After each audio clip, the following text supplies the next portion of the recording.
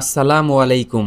বন্ধুরা, একটি দেশ, একটি জাতি, একটি স্বাধীনতাকামী সংগঠন তার দেশের আগত ভবিষ্যৎকে সুন্দর করতে এবং তার জনগণকে স্বাধীন সার্বভৌম রাষ্ট্র উপহার দিতে বহু আত্মত্যাগ করে। এক্ষেত্রে হামাসও কিন্তু কোনোভাবেই ব্যতিক্রম নয়। ক্ষেত্র বিশেষে হামাস যোদ্ধারা এখনও যে নজির স্থাপন করেছে তা বিশ্বের অনেক দেশের স্বাধীনতাকামী সংগঠনই করতে পারেনি। আল জাজিরা সহ আন্তর্জাতিক বিভিন্ন গণমাধ্যমে প্রকাশিত সর্বশেষ তথ্য অনুযায়ী গাজা উপত্যকায় ইসরায়েলের সাথে দীর্ঘ 2 বছরের যুদ্ধে গাজা উপত্যকা এখন বসবাসের অযোগ্য নগরী। গাজা উপত্যকা এখন সম্পূর্ণভাবে ধ্বংসস্তূপে পরিণত হয়েছে। নিহত হয়েছে ইসরায়েলি হামলায় অন্ততপক্ষে 70,000 সাধারণ ফিলিস্তিনির মানুষ, পাশাপাশি আহত হয়েছে প্রায় 3 লক্ষাধিক মানুষ। বাস্তুচ্যুত হয়েছে অন্ততপক্ষে 20 লক্ষ মানুষ, যারা একটু নিরাপদ আশ্রয় কেন্দ্রের জন্য গাজা উপত্যকার দক্ষিণ প্রান্ত থেকে উত্তর প্রান্ত, উত্তর প্রান্ত থেকে দক্ষিণ প্রান্ত হন্যে হয়ে খুঁজে বেড়াচ্ছে। তবে সময়ের সাথে সাথে পরিস্থিতি যখন অত্যন্ত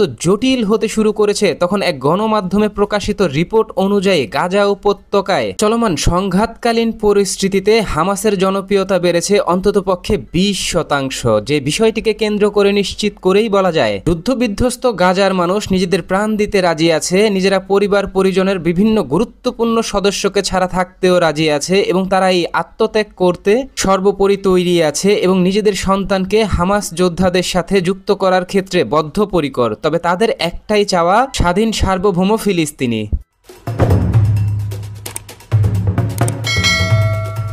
বন্ধুরা, নিশ্চয়ই আপনারা অবগত আছেন গাজা উপত্যকার মিশর সীমান্তবর্তী যেই রাফা অঞ্চল রয়েছে তা সম্পূর্ণভাবে নিয়ন্ত্রণ করছে ইসরায়েলি সশস্ত্র বাহিনী আইডিএফ নিয়ন্ত্রিত এই রাফা অঞ্চলে বর্তমানে ভূগর্ভস্থ যেই সুড়ঙ্গ পথগুলো রয়েছে বা হামাসের যে টার্নেলগুলো রয়েছে তার অভ্যন্তরে ইতিমধ্যেই অন্ততপক্ষে 2 শতাধিক হামাস যোদ্ধা আটকা পড়েছে, যে বিষয়টি ইসরায়েলি সশস্ত্র বাহিনী এবং গাজা উপত্যকার স্বাধীনতাকামী সংগঠন হামাসের পক্ষ থেকে নিশ্চিত করা হয়েছে। অত্যন্ত স্পর্শকাতর এই বিষয়টিকে কেন্দ্র করে মিশরের মধ্যস্থতায় ইতিমধ্যেই হামাস যোদ্ধারা এই রাফা অঞ্চল থেকে বের হয়ে আসার জন্য বিস্তর আলোচনা চালিয়ে যাচ্ছে। তবে ইসরায়েলি সশস্ত্র বাহিনী আইডিএফ এর পক্ষ থেকে হামাস যোদ্ধাদের ফেরত দেওয়ার বিষয়টিকে কেন্দ্র করে আলোচনা চলাকালীন সময় গাজা উপত্যকার এই রাফা ক্রসিং অঞ্চলে ব্যাপক স্থল অভিযান পরিচালনা করছে ইসরায়েলি সশস্ত্র বাহিনী আইডিএফ। চলমান ইসরায়েলি এই অভিযানে এখনো অবধি প্রায় 40 জন হামাস যোদ্ধা নিষ্ক্রিয়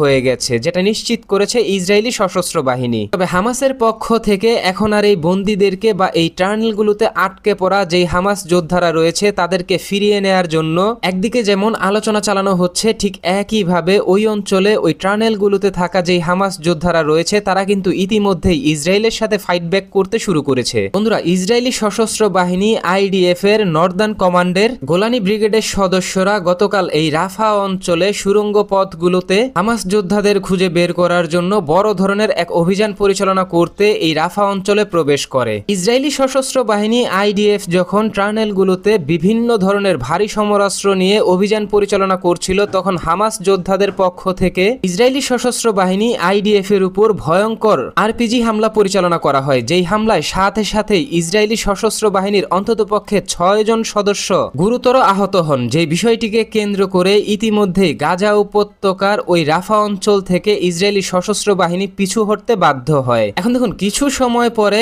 এই সেনা সদস্য বা আহত এই সেনা সদস্যদেরকে দেখতে ইসরায়েলি সশস্ত্র বাহিনীর উচ্চপদস্থ যেই কর্মকর্তা রয়েছে তারা সহ ইসরায়েলি প্রধানমন্ত্রী মিস্টার বেনিয়ামিন নেতানিয়াহু হসপিটালে যান তাদেরকে দেখতে, এবং তাদেরকে দেখা পরবর্তী সময় প্রধানমন্ত্রী নেতানিয়াহু তিনি তার বক্তব্যে বলেন অন্ততপক্ষে 5 জন যোদ্ধা সামান্য আহত হয়েছে, তবে 1 জন যোদ্ধা গুরুতর আহত। হামাসের এই সন্ত্রাসী কার্যক্রমের বিষয়টিকে কেন্দ্র করে আমরা ইসরায়েলের পক্ষ থেকে হামাস যোদ্ধাদেরকে অবশ্যই প্রতিহত করব, কারণ তারা সন্ত্রাসী সংগঠন, তারা বিচ্ছিন্নতাবাদী সংগঠন। ইসরায়েলি আর্মির এই সন্ত্রাসীদেরকে নির্মূল করার নৈতিক অধিকার রয়েছে, এই বিচ্ছিন্নতাবাদী সংগঠনগুলোকে নিবৃত করার পূর্ণাঙ্গ অধিকার রয়েছে। এ সময় ইসরায়েলি প্রধানমন্ত্রী মিস্টার বেনিয়ামিন নেতানিয়াহু তিনি তার বক্তব্যে এটাও বলেন আন্তর্জাতিক সম্প্রদায়ের মধ্যস্থতায় গাজা উপত্যকায় বর্তমানে যুদ্ধবিরতি চুক্তি চলছে, তবে হামাসের এই ধরনের অতর্কিত হামলা যুদ্ধবিরতি চুক্তির সম্পূর্ণ লঙ্ঘন এবং যুদ্ধবিরতি চুক্তি নষ্ট করে গাজা উপত্যকায় পুনরায় আবার বড় ধরনের সংঘাত ছড়িয়ে দেওয়ার বিষয়টিকে কেন্দ্র করে বড় নিয়ামক হিসেবে কাজ করছে। এখন প্রশ্ন হচ্ছে, গাজা উপত্যকায় পুনরায় আবার নতুন করে সংঘাত শুরু করেছে কারা? গাজা উপত্যকার এই শান্তি চুক্তি বা যুদ্ধবিরতি চুক্তি চলাকালীন সময়ে বন্ধুরা নিশ্চয়ই আপনারা অবগত আছেন ইসরায়েলের পক্ষ থেকে নতুন আরেকটি ফ্রন্ট সিরিয়ার অভ্যন্তরে বেশ কয়েকদিন গুরুতর হামলা পরিচালনা করা হয়েছে, যেটা সিরিয়ার গোলান হাইট থেকে শুরু করে রাজধানী দামেস্ক পর্যন্ত পৌঁছে গেছে। যে বিষয়টিকে কেন্দ্র করে ইসরায়েলের পক্ষ থেকে এক বিবৃতিতে নিশ্চিত করা হয়েছে ইসরায়েলি সশস্ত্র বাহিনী সিরিয়ার অভ্যন্তরে থাকা যেই বিচ্ছিন্নতাবাদী সংগঠনগুলো রয়েছে তাদেরকে প্রতিহত করতে এবং সিরিয়ার অভ্যন্তরে থাকা যেই দ্রুজ সম্প্রদায় রয়েছে তাদেরকে রক্ষার জন্য ইসরায়েলি সশস্ত্র বাহিনী বড় ধরনের হামলা পরিচালনা করছে। তবে দ্রুজ সম্প্রদায়ের পক্ষ থেকে বলা হয়েছে সিরিয়ার অভ্যন্তরে আমরা নির্যাতন নিপীড়নের শিকার হচ্ছি, তবে আমরা ইসরায়েলি সশস্ত্র বাহিনীর কাছে কখনোই সহযোগিতা চাইনি। আমরা ইসরায়েলি সশস্ত্র বাহিনীকে গোলান হাইট সহ রাজধানী দামেস্কে অভিযান পরিচালনা করার জন্য সমর্থন করি না। যে বিষয়টিকে কেন্দ্র করে ইসরায়েলের পক্ষ থেকে অত্যন্ত সূক্ষ্ম কৌশলে নতুন একটি স্টেটমেন্ট দেওয়া হয়েছে। যে স্টেটমেন্টে ইসরায়েলি প্রধানমন্ত্রী মিস্টার বেনিয়ামিন নেতানিয়াহু বলেছেন, আমরা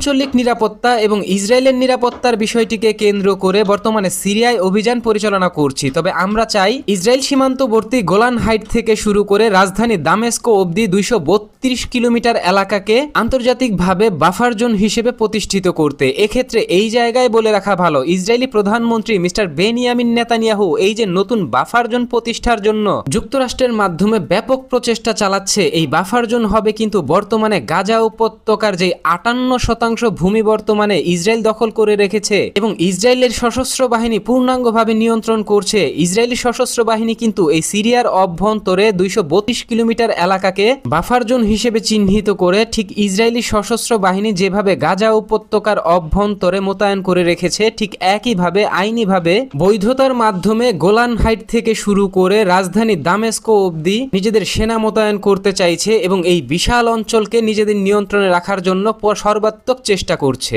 ইসরায়েলের এই অনৈতিক দাবির বিষয়টিকে কেন্দ্র করে যুক্তরাষ্ট্রের পক্ষ থেকে ইতিমধ্যে ইসরায়েলকে সতর্ক করে দিয়ে বলা হয়েছে রাজধানী দামেস্ক অবধি নতুন করে বাফার জোন প্রতিষ্ঠা করা ইসরায়েলের জন্য ধ্বংসাত্মক পরিণতি ডেকে আনবে। কারণ সিরিয়ার অভ্যন্তরে যেই মিলিশিয়া গ্রুপগুলো রয়েছে ইরান সমর্থিত, পাশাপাশি সিরিয়ান যেই বর্তমান অন্তর্বর্তীকালীন সরকার রয়েছে জোলানি সরকার, যিনি যুক্তরাষ্ট্রের ঘনিষ্ঠ মিত্র, তারা যদি সরাসরি এই ইসরায়েলের উপর হামলা পরিচালনা করে তাহলে সিরিয়ার অভ্যন্তরে নতুন আরেকটি যুদ্ধে ফেসে যেতে পারে ইসরায়েল। তবে এখন দেখার বিষয় যুক্তরাষ্ট্রের নিষেধাজ্ঞা উপেক্ষা করে ইসরায়েলি সশস্ত্র বাহিনী কি এই সিরিয়ার অভ্যন্তরে পুনরায় আবার হামলা পরিচালনা করে কিনা এবং ইসরায়েল সীমান্তবর্তী গোলান হাইট থেকে শুরু করে রাজধানী দামেস্ক অবধি বাফার জোন প্রতিষ্ঠা করার জন্য ইসরায়েল কী ধরনের পদক্ষেপ নেয়।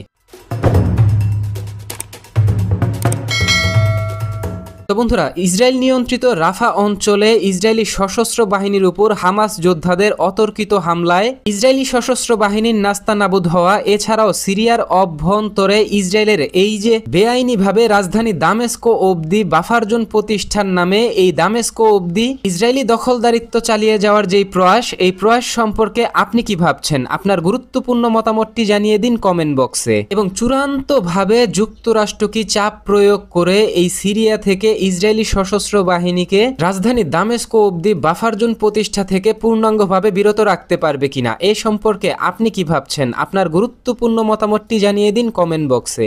আমাদের ভিডিওটি ভালো লাগলে আমাদের সমর্থন করতে ভিডিওটিতে লাইক, কমেন্ট, শেয়ার এবং চ্যানেলটিকে সাবস্ক্রাইব করে সঙ্গে থাকুন। ধন্যবাদ।